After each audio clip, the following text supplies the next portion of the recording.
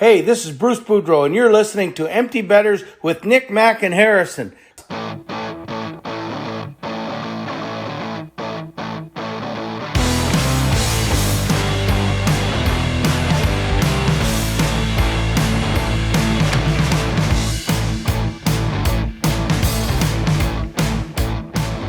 Good morning, everybody, and welcome back to episode 144 of Empty Betters. I'm your host, Harrison Scholes. I'm going to toss it across the screen to my co-host, Nick Manella. We missed you last week, buddy. Thanks for coming back. Yeah, man, it's good to be back. I missed you guys too. Hopefully, I saw the vibes were still high, but I hate to bring the IQ points down with my return here today. But yeah, we'll get through it, man. But happy to be back. Are those new skates behind your head, or have those always been there? Yeah, did a little improvement to the studio here. Put the skates up. Got Jason Spezza's stick in the background, and then I have my copy of Enema of the State over my shoulder, of course. So yeah, looking good here. Yeah, the background's looking spicy. I like it. Now I'm going to toss it across the screen to my other co-host up in Wisco, who's been in Wisconsin farmland all day, Mac Vogel. What's going on, buddy? Moo. What's up? How's it going? Yes, I've been on a farm all day, and I will be answering no further questions about that. Yeah, How cold? It's oh my god, dude. It's been snowing here since like 6 a.m. Oh it's not even that cold, but there's just like wet mud, black shit snow everywhere. Just like damp air and stuff. Like everywhere you're walking, it's just like Squidward walking, the fucking like So yeah, it's kind of gross out, but had a big bowl of soup. I said it's a bad day to be a can of soup in Wisconsin on a day like today because yeah, I think we're a pretty big soup podcast, I would say. I would say so. Yeah. It's like what soup did you have today? I actually kind of went for an oddball. I was at the store the other day and they had a sale on like every Progresso soup, like of any kind. I'm a big Progresso guy personally. And there was one I hadn't tried before. It was like spicy bean, corn, and lentil or something like that. Ooh. Like a veggie soup. And I was like, give it to me. But it was good. Yeah. Yeah, I think Nick's a soup connoisseur, so he's always big. Nick, what's your favorite store-bought brand? Oh, it's really hard. You guys are going to clown me for this, but like Campbell's chicken noodle, I grew up on that. Like it's really hard for me to beat that. Talking Progresso, their French onion, if you doctor that a little bit and then do the cheese and the bread on the top, I love a good French onion soup. That one's money. Damn, you're making me hungry now. Yeah. Alrighty, well, that's enough soup talk for this podcast. But before we get on with the episode, I think Mac has a question of the day. I do. I sure do. So for the question of the day, Nick, that's a massively large beer. That is a really big beer. Speaking of which, I'm gonna get a little bit of that going too. A little thinking juice. So let me just take a sip here. Yeah. Yeah, the question of the day. So if let me ask you guys this. If you were to take a poll, right? If you were to take a poll, what kind of who would you choose if you were stranded on a desert island?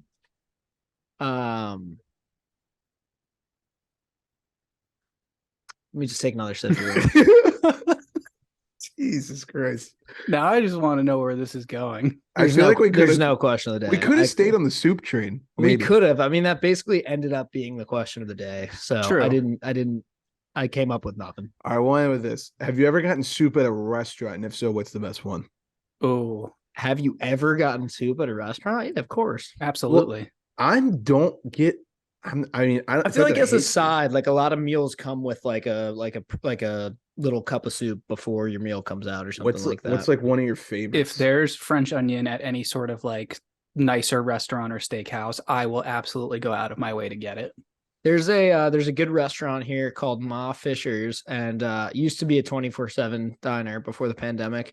But it's really good, and any entree you get comes with a little bowl of soup before your entree comes out, and usually I'll get the chicken dumpling one, and that one's really good. That sounds really good. Mm-hmm. Yeah, it's fire. What are your thoughts on bread bowls? Got the little oyster crackers too. So like I used to do the bread bowl thing like post swim meet in the winter. That was Panera. amazing because like I could destroy that, but I hate Panera. Yeah, Oh, I'm not a big Panera guy either. I either shit polarizing. myself or puke my brains out whenever I have Panera. I don't know I just why. don't even know what to get. Like I used to get this one panini at Panera, and then they took it off the menu, and like ever since then, I like everything I try, I'm just lukewarm on. I'm like, that was fine, but like I don't need it. Fellow friend of the program, Mark Corderaro, has very strong opinions on Panera. Maybe next time he's on the program, we should ask him. He has quite the disdain for that establishment. We'll put it that way. He's got a strong opinion about something, really? I know, right? Shocking. Okay, one final semi-related question: is chili a soup? That's a good question. I got some brewing downstairs right now. No. I'm gonna say no as well. Yeah, but like I agree, but then because if chili's a soup, then like pasta sauce, like a bolognese, would be soup. Okay, that's fair. I think like a bowl of pasta is closer to a salad than a soup. Absolutely. Yeah, I can't put chili as a soup. It's like meat sauce a little bit, like on pasta, kind of. Okay, hear me out. Okay. Chili itself is just a sauce. Yeah. Yes. Because you can put it on hot dogs. Chili is a condiment. Yeah. Chili fries. So when you're eating a bowl of chili, you are just eating a condiment, basically. Yeah. I'm totally okay with that, but yeah. And you dress it with more condiments like sour cream, cheese, whatever. Hot sauce. You're putting condiments on a condiment that you made at home that you didn't think was a condiment. Condiment dinner. Wow. The more you know. Dismissed. My brain is sizzled at the moment. So I'm sorry. I've got farm brain, so that's my excuse. No, it's okay. I totally understand. All right. Well, now that you have joined us on our cuisine talk for the day, we will move on to some hockey news. But before we do, you know the drill. This episode is brought to you by Brackish Life. Let's take a minute to talk about Brackish Life. If you're like us and grew up on the water and outdoors, then Brackish Life is perfect for you. They have a wide selection of gear from UV shirts to hoodies and hats. It's Real Bay apparel made by Real Bay people. Head to www.brackish.life today to check them out. A little salty, a little fresh, Brackish Life. Just want to throw this in there while we're on topic. One last thing. Old sponsor of the program, Mortgage Wiz, David Fritz. Shout out to him. Good friend of mine still, obviously. He's friends with a guy who is just started his own LLC in Maryland who does guided fishing tours. If you are interested, send us a DM me privately. He's just started up, so trying to help him out. I've been texting with him a little bit today. So if you're interested in that, give me a shout out. And what kind of fishing are we talking here? Anything that you want in the Maryland area. Anything. Spanish mackerel, rockfish, trout, you name it, he does it. So books like 3 months in advance, trying to help the guy out a little bit. So give me a shout. What if I wanted to go fishing for like a Bury salmon? Damn, you might have to go to Toronto for that one. Okay. So that will, God damn it. That will lead us off with our first piece of news for this episode, Moose. Former Leaf and Swedish hockey legend Bjorn Salming receives a massive ovation in his return to Toronto in his battle with ALS. Daryl Sittler helped raise Salming's arm to recognize the crowd. I'm really bad with names. I apologize, folks. I did not get a chance to see this. I've been MIA for the last 5 days. I'm catching up on everything. But Nick, did you have a chance to catch it? I did. This was a great pregame ceremony and ovation, and it was just great to see how both benches were really impacted by it. And I think the Leafs started an all Swedish lineup for the puck drop as well. So that was just great to see. Wow, that's really cool. All righty, moving on. We got the revenge tour. Jack Eichel strikes back in Buffalo with a hat trick and a 4-point night in Vegas's rout of Buffalo in Buffalo. Taunted the crowd a little bit on the hat trick goal, guys. I mean, did I say hammer Buffalo? I think I did. I didn't, but I think I told you guys to. Yeah. That backfired big time. I'm kind of mad about this one because I forget what night it was, but it was a night where I was busy, wasn't home, wasn't able to watch any hockey, and I remember checking the score after and saw like the final score and how many goals there were, and I was like, I bet you Eichel had a hattie, and I clicked it, and sure enough, and I didn't even get to cash in, so that's a bummer. It's weird because I think like coming into this game, a lot of us were still under the impression that Buffalo had won that trade. Yeah, I mean Peyton Krebs has looked really good. I'm trying Alex to think Tuck. Alex Tuck has looked really good. Buffalo looked really good. They've kind of fallen off the wagon a little bit here, but yeah, Vegas and Eichel, they're looking pretty dangerous, and Eichel's all of a sudden top 10 in scoring. So there you go. Yeah, he's looking dangerous. Yeah. Moving on, we've got Marc-Andre Fleury. He made a 28 save shutout last week against the Seattle Kraken to snap their 5-game winning streak. Why is that significant? That was Fleury's 72nd career shutout, which officially places him into 12th place all-time in NHL history in shutouts. He's also third in NHL history with 526 career wins. I have no idea how close he is to first place in the shutout department all time, but being 12, I would think that he's probably got to be somewhere near top 10 at this point. Wins is like, it's Marty Brodeur and it's ridiculous, right? Yeah, he'll never catch that. Yeah. He'll never. I think he's still like over 100 away. I didn't realize he was that high up with shutouts. That's really impressive. Yeah, he's been at it long enough. I guess it makes sense. But moving on, we got good guy of the week. Moving back to Buffalo, Tage Thompson grabbed some headlines as fellow Bruins captain Patrice Bergeron took time to ask Thompson how his wife was doing following surgery to having cancer removed in 2019. They did it. I think it was the opening draw, like beforehand. There was a lot of media going around about how like Patrice was tapping his shin guards and like giving him props on how well he's been playing. And there was a lot of tummy stick accusations. Obviously, that got cleared real quick by the press. I think Patrice addressed that. So always nice to see, things bigger than hockey kind of make their way to the rink and guys connecting and all that. So for sure. It says a lot about Bergeron. Yeah, I feel like he's got to be one of like everything you hear about him and just the way he carries himself. He seems like one of the stand-up guys for sure. Yeah, absolutely. Just not their announcer. Okay, so now we've got a standings update. Let's chat about some surprises and some disappointments so far. Obviously, the New Jersey Devils are the biggest surprise of the year. Me and Mac talked about that extensively last week. The Vegas Golden Knights, they are also one of the biggest surprises of the year. Mac and I talked about that extensively last week. So we're excluding those two from this list.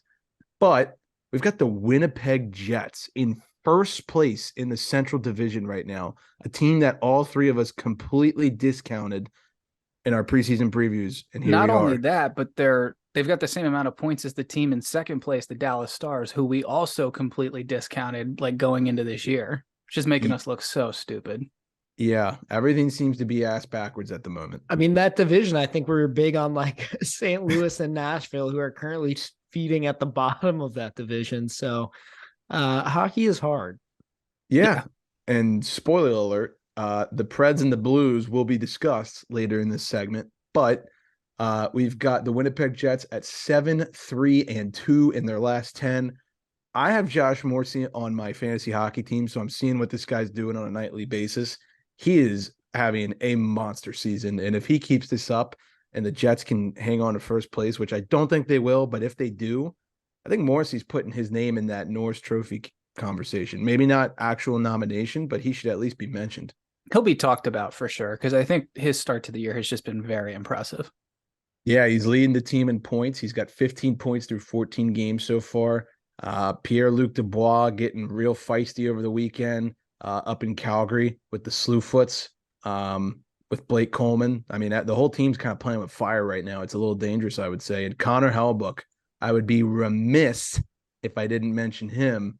He's 7-3-1 on the season with a 2.08 GAA and a 935 save percentage. He looks lights out right now. This is the problem with the Jets, man. It's like if he starts putting it together and they start stringing together some wins, they could very easily stay at the top of this division. Yeah. It's like every year there's a threat to blow it up. And then we all sit here, we're like, well, if Connor Hellebuyck can play the way he's supposed to, and then they're such a weird team because you're right. They do this every year and they've never really been like dog shit, it seems. But well, no, I mean, I guess they had a couple bad years when they first made the move, but like more recently, it seems that they just kind of float and either barely make it or barely miss as far as the playoffs go. And conference finals in 18. Yeah, I mean that year they actually looked dangerous. I thought. Yes. There's been a few years where like I was like, okay, they've got some big bodies and some goal scoring. I don't know. They've got some pieces. I'll leave it at that.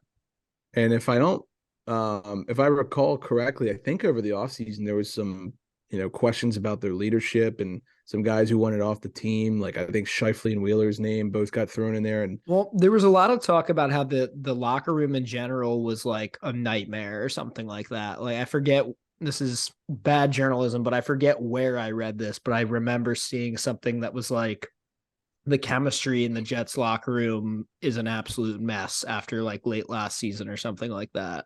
Yeah. But it doesn't seem to be a problem so far. So no, they look great, and just keep an eye out for them. A team that not a lot of people are betting and are usually at plus money, and they're hot right now. So capitalize while you can. Another team who's usually at plus money that's hot right now is the Seattle Kraken in their second ever season. They've turned things around drastically since last year, it appears. They're currently third in the Pacific Division at 6-3-1 in their last 10. They had a 5-game winning streak going into last week. But as we mentioned earlier, Fleury snapped that, and they have since lost 2 straight. I can't believe I'm asking this question right now, but is Martin Jones back? Is he a good goaltender? Is he 2016? I don't know, man. Like, there's a chance that this could happen. Like, there's a chance that this team can make the playoffs. I definitely think so. Yeah. What are your guys' thoughts on Berkey just absolutely wrecking everybody and leading the team in points? Like the one bright spot on my absolute dumpster fire of a fantasy hockey team right now. It is so bad. But I went to your team the other day to try to make a trade, and I was just like, I don't want any of this. So I figured out the problem with that is you and I drafted like 2 halves of what would have been a complete hockey team because we draft the same way. Because we were in a fucking pissing match with each other. Like, oh, you're going to take him? Well, I'll take him. Right. And then neither of us ended up. I was going to like, do you want to do like a Kyrou, Bob Thomas 1-for-1 swap? Because they're both terrible right now. Yeah, honestly, I could be down for something like that. We'll talk later. But yeah, no, I'm happy for Berkey. Obviously, the former Capital, doing well in Seattle. I love that he's kind of gotten a chance to like fully step into his shell as like a star player on a team, because that's what's happening right now. In Washington, we all know he never really had a chance to break out into the type of player he can be. Colorado, he got a little closer for sure. I think he was a big piece for them, but it just goes to show if you move a guy like that to a team where there isn't already like a superstar that's kind of overshadowing him, I think that's just a really good situation for him where he seems to be able to kind of lean into the superstardom that he's always had all along, it seems like. For sure. I think he's a guy that just really thrives on consistent top 6 minutes too. Like that was something he never got with the Caps. He got a little bit of it with Colorado, but it ended up just not fitting together. And then Harry, sort of like how the Penguins were with Rodriguez, I think he's kind of like that. Like, I mean, that dude was a monster when he was playing with Malkin, but when you put him on the third line, he's not going to shine as much. Yeah, I hear that. I'm trying to pull a stat here. I believe, if my computer wasn't so slow, but I think the Seattle Kraken are like top 5 in power play, if not like the top. They're up there for sure. I'll have to definitely fact check that, but there's another really, really impressive team so far that I think has surprised a lot of us is the team that's ahead of the Kraken in the Pacific, and that's the Kings. I know you guys talked about this with Morgan, but I mean, they're the only other team in that division already above 20 points right now. They're 5 points behind Vegas, and they're 6-3-1 in their last 10. Yeah, it's all about the depth scoring on that team. That's what we talked with Morgan about. Trevor Moore, Gabe Vilardi, a lot of those guys they're guys that like around the league, people are not very aware of these dudes. They're not household names yet, but Gabe Vilardi is all of a sudden top 10 in goals. Yeah, they're putting in work. And it's like a year ago, I don't even think I knew who that was. Exactly. No, and I didn't know who Trevor Moore was until I put like 10 units on him on a random Wednesday night to get over 2.5 shots. Anyways, Seattle Kraken, 11th in the league in power play. I apologize. Things have fallen off the rails, I guess, a little bit in the last week. Let's move on to disappointments. Mac touched on it earlier. Two teams that we were super high on. One of them that I picked to go to the Cup final. The St. Louis Blues. They do not look good at all. They are currently last place in the Central Division, although I will give them credit. They have won 3 straight. Jordan Kyrou on Nick's fantasy team, as he just alluded to, he's really struggled this season. He only has 6 points in 15 games and just got that monster contract extension in the offseason. Torrey Krug, Ryan O'Reilly, they've been really struggling this year as well. I don't think any of the Blues' top big guns is really clicking at the moment. And Bennington, I think this was the biggest question mark coming into the year. He's got a 3.07 GAA with a 904 save percentage. Not able to steal a game for St. Louis at the moment. What do you guys think this team needs to do to turn it around? I'm going to call it right now. I think the Bennington experiment is over. It's time to move on. Oh, it like he got you a Stanley Cup, but since then, Matt Murray 2.0. Exactly. Here's the thing, though. And that's a great analogy for it. I feel like it's too late though, because they already what the problem is. They got rid of Husso. They paid him. That's the issue here. They fucked up. They did. It's Matt Murray is a great comparison, because like with Pittsburgh, they had a choice too. Obviously, that was a little more of like we're gonna go with the younger guy and not Fleury. But the comparison point here is they chose the wrong guy. Basically, they kept the wrong guy, and they're regretting it big time, because Husso is starting goalie in the NHL. He's an A1 starting goalie right now. Yeah. And I think even worse is that not only did they keep Bennington, they paid him. I think he's on contract for like another 3 or 4 seasons at this Isn't point. he making like a ridiculous amount of money too? I think he was like a 6x6 deal, if I'm not mistaken, which for a goaltender is a decent chunk of change.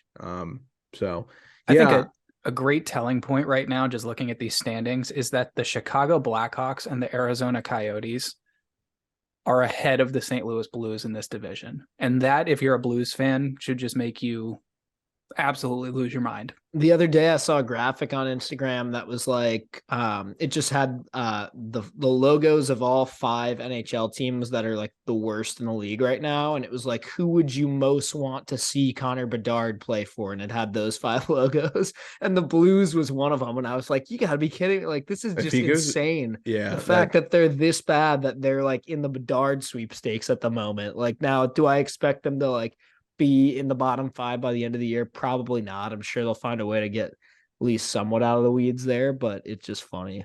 It is funny because we all thought this team was like set for another deep playoff run. It'll also be interesting to see like what happens with a guy like Tarasenko, right? Because remember, he was so big on wanting to get out of there, and then all of a sudden they kind of pieced it together, and he was playing well, and the Blues were playing well, and he was like, you know what? I'm good here. I don't want to leave anymore. And now they suck, and it makes me wonder: is his name going to start to resurface in trade rumors again?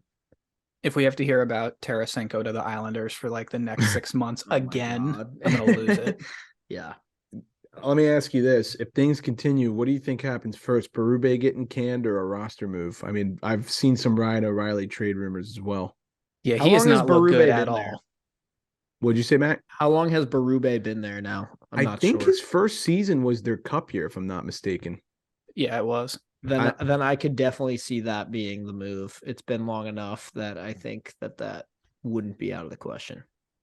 I feel like a mid-season coach firing is also a little bit more likely than a significant roster move at this point in the season. Yeah. Now, if we're into like January or February, I could see that happening a little bit more, but just to with me, the way... in most cases, I feel like the mid-season coach fire in a position like this is a last-ditch effort to try and be like, can we still make anything out of this season?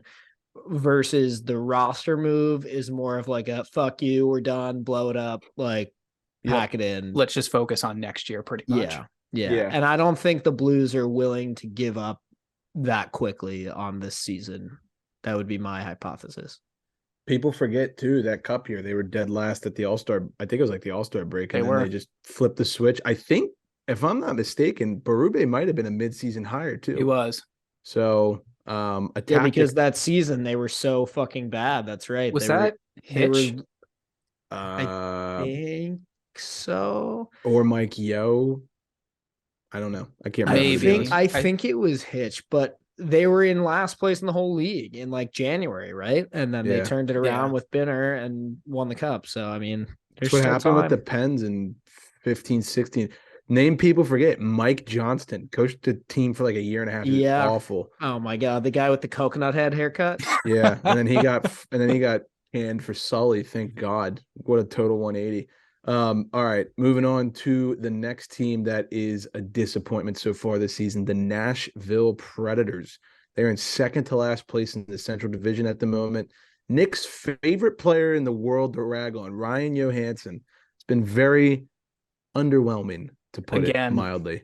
5 goals and 3 assists in 15 games played so far. And this is the biggest surprise on this team for me. UC Soros is hurting like very badly at the moment. This is a team with like a minus 11 goal differential. And if you had told me that going into the year at this point in the season, I would have been like, no, they have Soros. I don't think the defense is all that terrible, but no, I think we said they had one of the best defenses in the league. And like, don't get me wrong, Johansson's had his struggles, but last year he was really good, and so was Duchesne. And that was really helping them. But Soros just can't seem to get it together. He's 4-6-1 on the year so far with a 3.22 GAA and a 901 save percentage. What do you think needs to happen in Nashville to turn this around? Number one center. This team still does not have a number one center, and that is by far and away the biggest problem. Their centers going down the middle right now are Juuso Parssinen, Ryan Johansson, Mark Jankowski, and Colton Sissons. Yeah, you nailed it. That's the problem. And I think, Philip Forsberg's still doing his thing, but everybody else, it just kind of seems like it's not all there right now. So Forsberg is playing well. Granlund and Duchesne have had, moments of like, okay, that's not too bad. But and it's also kind of been like that for the last 2-3 years. Yeah, I feel like last year was a weird one where Johansson and Duchesne just went off. But other than that year, I feel like they haven't really done much for the Preds. No, I think we all thought this team was going to be like back this year, like going back to like, what was it, 17, Harry, against the Penguins in the Cup final? I kind of wanted them to be back. Yeah. I thought it'd be fun, but yeah.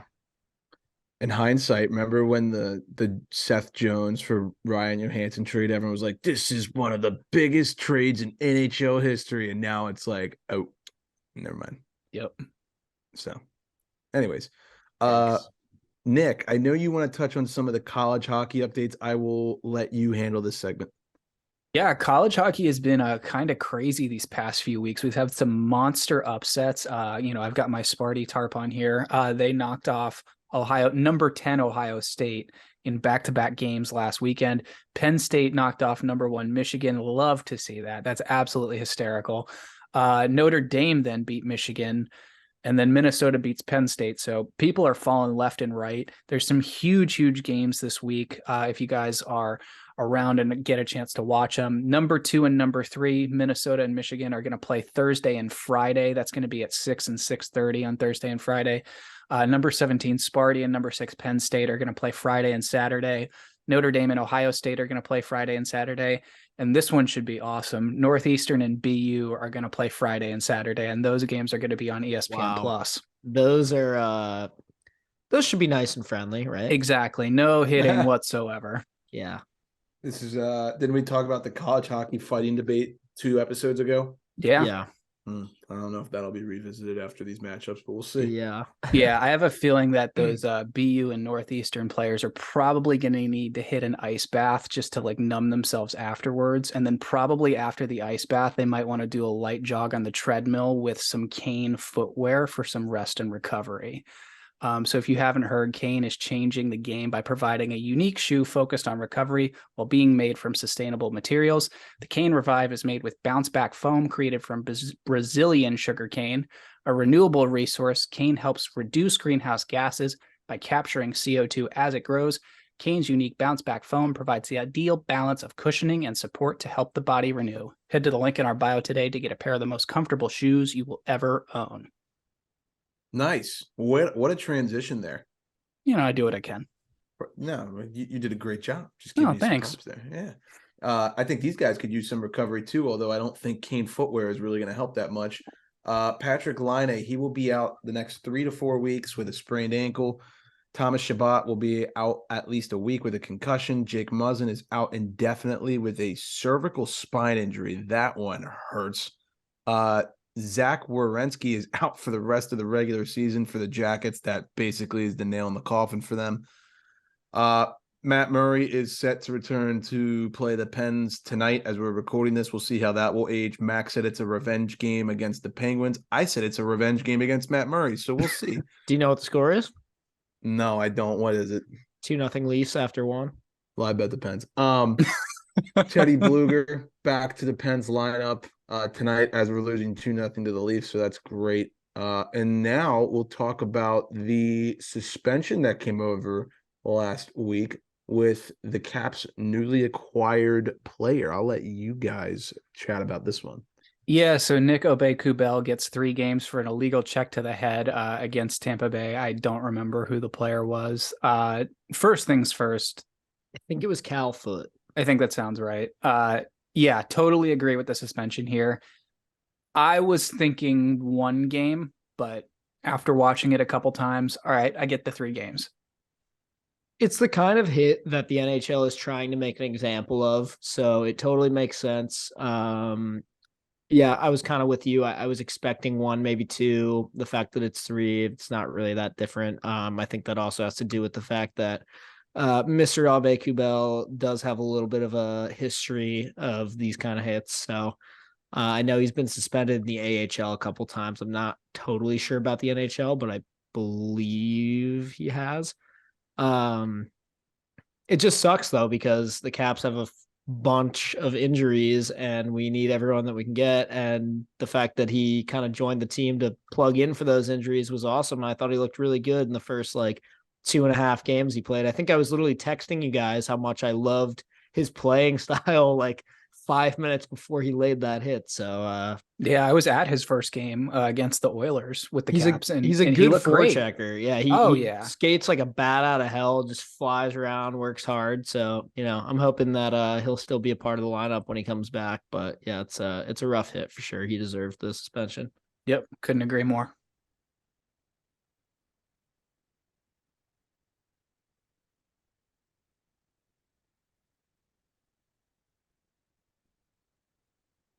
You want to turn that mic on? Nick, did you hear something? I just completely talked with myself on mute. Let's move on to the gambling segment that's brought to you by our sponsor, SharpRank. And let's take a moment to talk about SharpRank. This season, all of our picks are brought to you by SharpRank. SharpRank created the first ever cross-sport rating system where they rank bettors on a leaderboard that anyone can dominate, even you. Firing from the hip here, boys. That was pretty good, huh? Yeah. Yeah. Real quick, though, we just are not to point out that the Washington Capitals are in another 5-on-5 brawl with yet another Florida team. So. I'm seeing that. Are you serious right now? Yeah. Literally, okay. Garnet Hathaway is beating the pulp out of Alexander Barkov right now. So out of Barkov? Yeah. Damn. Looks like a clean hit by Eller on Verhaeghe, and then it just went south from there. So you should get SharpRank, and you can go on there, and there's prop bets, and there's Garnet Hathaway to beat the pulp out of Alex Barkov, and you can pick that, and then you can brag to your friends that you were right about it. Yeah, makes sense. We are not dominating the leaderboards right now. Just want to put that out there, but we will be soon. Hopefully, one of us has got to get hot soon. Yeah, how's the league looking right now, boys? We just need to pick. We all just need to pick a different thing every night that contradicts each other, teams that are playing each other, because then we can't all lose. Can't lose, right? Yeah. I know, right? I picked the Sabres to win, and I was like, you know what? I'm going to be ballsy. I'm going to put 1 play out. I don't need 3 or 4 play. I'm going to do 1 play. They're losing 3-1 to the Canucks. Yeah, in the first period. Over's looking good. 8 shots. Well, let's touch on that right now. This segues perfectly. So the Vancouver Canucks, they are the best team to bet the over on so far this season. They have hit the over 10 out of their 15 games so far. That is by far the best team in the NHL right now. The Ducks and the Flames are the other two best teams to bet the over on this season. That comes from us, from our friend, the Daily Over. I would also like to mention, if you're into first period bets, the Vancouver Canucks are the best first period over team to bet on this season as well. I think it's hitting at like 58 or 60% when I looked this morning, but just hit again against the Sabres, so you can jack that up again. And then contrary, the Winnipeg Jets, they are the worst team to bet the over on this season. So if you're a guy who likes to sweat out 3 periods of hockey because you're a psychopath, and you like to bet unders, then the Jets are your team.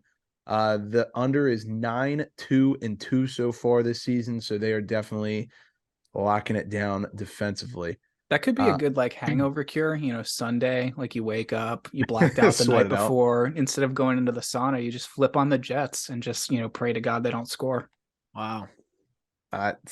Yeah. I don't like to watch my games where I bet the under. I do it sometimes, but I don't like It's not fun. It's not fun at all. Betting the under, first of all, is not fun. And then having to sit there and watch a hockey game and pray for no scoring is not fun. Yeah, that's one of those times where if I do it, I just check the app like once every hour and check. Yeah. You just want them to play the whole game in the neutral zone. Like as soon as they go into either zone, you're like, no, go back that way, but not too far that way. Go back. Nick, did you have the over in the Sabres Canucks game tonight? Is that what you told me? I did. Smart man. Yeah. Looking good so far, but there's still time for them to fuck that up. Sticking with, actually, the Canucks, don't forget, the Canucks blow every 2-goal lead. Yep. Live bet King Mac. I like that. Sticking with the Buffalo theme, Rasmus Dahlin shot on goal props. He's usually at around 2.5. Against a bad team, you might get him at 3.5. He's averaging over 5 shots a game in his last 5 games. So Rasmus Dahlin shot on goal props. You should be hammering the overs as of right now. Same thing for Jack Hughes. You can usually find his over at like 3.5. That's hit in 5 of his last 7. A+ quote by him the other day. Did you guys see that? I didn't turn my sound on because I was at the airport, but what did he say? Someone asked him, like, it was one of those questions that the media, asks that makes me want to throw up. It's just like a really, really dumb and stupid question, in my opinion. Like, what can you guys work on better? And he was just like, well, we're on a 9-game heater, so I would say we're doing pretty good. He said heater. Yeah. I love that. That's great. Connor McDavid over 1.5 update, because as you know, that's like the bailout for this podcast. It's hit 9 of 16 times this year. That's good enough for a 57% hit rate. Dean, if you're listening, you'll like this one. The Islanders, they're 8-2 in their last 10 right now. You can still get them at a good price in the money line. Like, honestly, if they're taking on like the Rangers or the Devils, you can usually get them at plus money at the moment. And their first period under is my secret to NHL gambling this season. Yeah. That first period under has hit in 12 of their 17 games so far. That's got to be one of the highest percentage bets in hockey at the moment. And usually it's like under 1.5 for like plus 110. I don't know plus why money. Vegas. Yep. I don't know why Vegas hasn't caught on to that one. I think a great stat for the Islanders right now is their goal differential is plus 14. That's a team that typically has not scored a ton. They've picked it up a little bit this year, but what that's telling you is that they're keeping the puck out of their own net. Yeah, absolutely. The Wild and the Panthers, they're another 2 teams who you should keep your eye on for first period unders. Both of those teams have had that hit 3 times in a row. Has the Caps first period ended yet or no? Yeah, and it was only 1-0. So the under hit again. Yeah. Mm-hmm. So that's 4 in a row. There you go. You guys got anything else to add? Are you good? Like the Metro just needs to chill, but yeah, other than that, I'm good. Yeah, for real. 3 stars of the week: Mikko Rantanen, number 1, Linus Ullmark, number 2, Adam Fox, number 3 per NHL.com. Let's move on to a little state of the union. I know our 2 teams played each other last week. I would love to talk about that, but I'll let you guys start with the Caps. Okay. First of all, while suffering through not only the Caps getting absolutely like ass blasted by the Tampa Bay Lightning on Sunday night, I had to sit there and listen to Steve Levy attempt to call a hockey game, and I wanted to kill myself. He's awful. Like, and you could tell, like, I love Ray Ferraro, and I think Ray Ferraro is absolutely one of, if not the best between the glass reporters in the game. He was just like so frustrated with it, but I thought Ray made some great points about how bad the injury situation is in DC right now. So I think it goes without saying that the Caps are missing their two best players. They're missing Tom Wilson and Nicholas Backstrom. Any way you want to slice it, those two are probably the most pivotal players in that lineup, but they're also missing the entire right half of their forward core because Wilson's out, Oshie's out, and Brown's done for the year. You just can't replace that, and you can't make that up. And they try to replace it with like Nico Kubel and Sonny Milano, and then one of them gets suspended, and then they're like, okay, well, how about Connor McMichael? And he's just so clearly not a winger. And, maybe if we had a center that was hurt, he would be helpful, but we don't. So it doesn't really help. And yeah, it's a mess. And I will second what you said. I love how brutally honest Ray Ferraro is.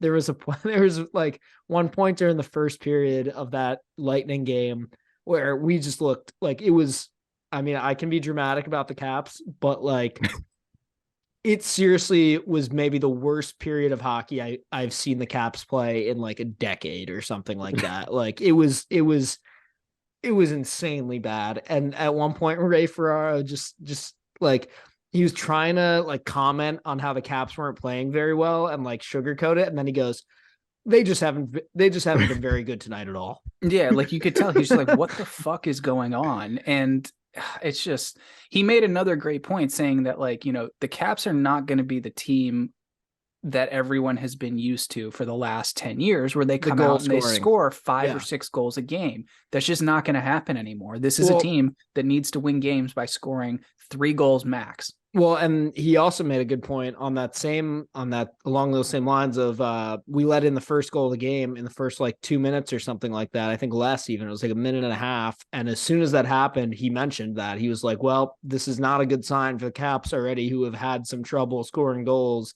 It's going to be, and especially against Vasilevsky, he was like, it's going to be hard for them to come up with like 3 total. So the fact that they're down 1-0 already is not good. Yeah, after that first period, you're essentially looking at that going into that locker room being like, fuck, we got to beat this guy 4 times if we want a chance at winning this game now. Yeah.